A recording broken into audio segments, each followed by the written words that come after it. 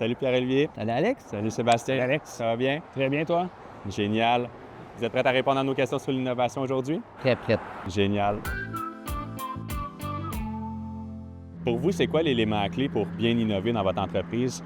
Moi, je pense, Alex, l'élément clé pour innover, je pense, c'est de ne pas avoir peur. Surtout pas avoir peur de faire des changements, de foncer, même si c'est peut-être pas des fois le temps de, tu sais, on dit, on peut encore attendre un petit peu. Nous autres, on a toujours été prendre les devants, le faire, puis ça nous a toujours apporté qu'est-ce qu'on a investi en innovation.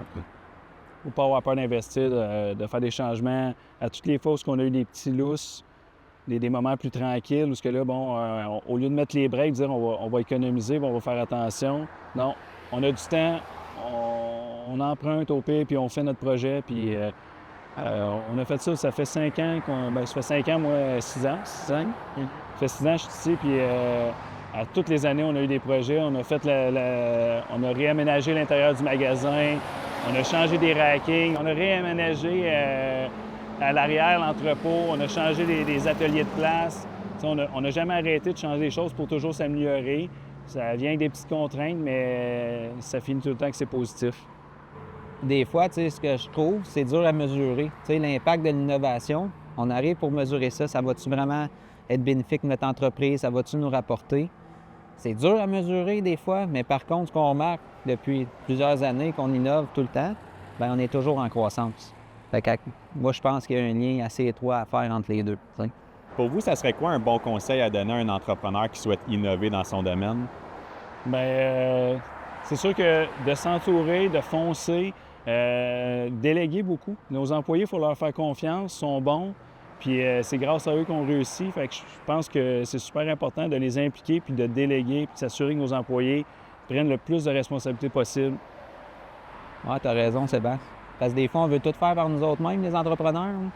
Mais là, bien, aller chercher de l'aide, aller chercher de l'expertise qu'on n'a pas, ça nous a toujours bien servi. Puis une chose que on fait des fois, on va aller voir dans d'autres magasins comment que ça se passe. On a des collègues dans le réseau, comment ils vont gérer un problème, comment ils vont gérer des situations. Des fois, les solutions sont déjà toutes là, puis c'est juste que nous autres, on n'a pas eu ce problème-là. On apprend des autres aussi, là, fait que faut pas avoir peur, faut être humble. Dans votre quotidien, qu'est-ce que vous faites pour encourager votre équipe à penser de manière innovante? Spontanément, ce qui me vient à l'esprit, c'est notre coopérative d'actionnaires travailleurs. Tous nos employés ont une part dans notre société. Ce que ça fait, nos employés sont très motivés, ils nous emmènent plein d'idées. Ils veulent que notre entreprise grandisse et fonctionne. Donc pour ça, bien, ça nous emmène de l'innovation. Super. Puis les employés, on leur fait beaucoup confiance. On aime aussi, tu sais, dans une entreprise, tu vas avoir des contraintes, des fois tu as des idées, puis tu sais, nous autres, quand quelqu'un a une contrainte ou il y a un défi, quelqu'un qui nous présente une solution, on est beaucoup en mode solution. Donnez-nous qu'est-ce qui va pas, on va essayer de le régler tout de suite.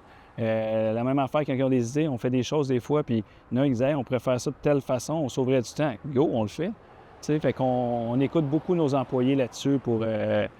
c'est eux autres qui travaillent sur le plancher, c'est eux autres qui travaillent dans l'entrepôt. Fait que quand ils ont des bonnes idées pour améliorer leur espace de travail, on les prend. C'est vraiment une culture d'ouverture, d'autonomie qu'on essaie de prôner dans l'entreprise. Au fil du temps, c'est quels acteurs de l'écosystème vous ont accompagné dans les différents défis de votre entreprise? Bien, encore une fois, comme on disait tantôt, on a toujours été bien entourés. Donc, dans nos étapes d'acquisition, autant de l'innovation qu'on a faite, évidemment, tu sais, Desjardins nous a accompagnés. Il y a beaucoup de spécialistes chez Desjardins. On a aussi eu Desjardins Capital qui nous a aidés. C'est sûr que l'acquisition de l'entreprise s'est faite en plusieurs étapes. Donc, dans ma première étape, c'est Desjardins, évidemment, qui a participé au montage financier avec la SADC et le CLD. J'ai eu aussi un prêt stratégie jeunesse, si je me rappelle bien. C'est tout ça mis ensemble. Puis par la suite, bien, la deuxième partie qu'on a faite, c'est Desjardins qui avait fait le montage financier au complet. On a été aussi entourés, autant fiscalistes, notre professionnel comptable externe a été d'une aide extraordinaire là, dans le dossier. Donc, j'imagine votre innovation à voter au-delà de juste votre entreprise, d'avoir un bon comptable, un bon fiscaliste et partie prenante du succès de votre entreprise. Comme on a dit tantôt, il faut savoir s'entourer. C'est ça qui est le plus important. laisser notre orgueil de côté. Un gros merci à vous deux de vous être prêtés au Merci, jeu. Alex. C'était super intéressant de vous entendre sur les questions, puis au plaisir de se revoir bientôt. Excellent, merci. Merci.